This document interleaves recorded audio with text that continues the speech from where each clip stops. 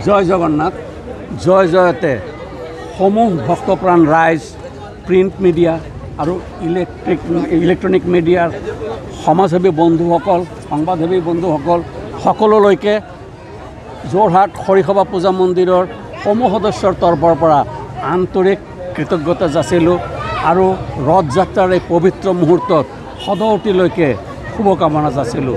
সকলোৰে গোটেই বছৰজোৰা দিনবোৰ আনন্দৰ হওক, সফল হওক, সুখৰ হওক, ইয়াকে কামনা কৰিলোঁ।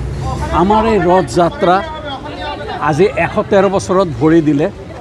1912 চনত আমাৰ এই মন্দিৰ প্ৰতিষ্ঠিত হৈছিল আৰু তেতিয়াৰ পৰাই আমাৰ এই ৰথযাত্ৰা উৰিষ্যাৰ, পশ্চিমবংগৰ, ভাৰতবৰ্ষৰ বিভিন্ন প্ৰতিষ্ঠিত মন্দিৰৰ আৰ্হিৰে আৰু নিয়মানুবৰ্তিতাৰে আমাৰ এই ৰথযাত্ৰা আৰু এই ৰথ উৎসৱ আমি পালন কৰি আহিছোঁ।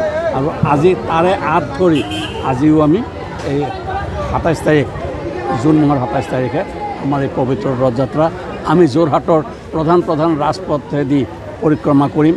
এয়া আমাৰ আজি প্ৰথম যাত্ৰা হৈছে আৰু 5 তাৰিখে হ'ব উভতনি যাত্ৰা আৰু তাৰ মাজত মাহীৰ ঘৰত যায়, এইটো এটা পৰম্পৰা আছে।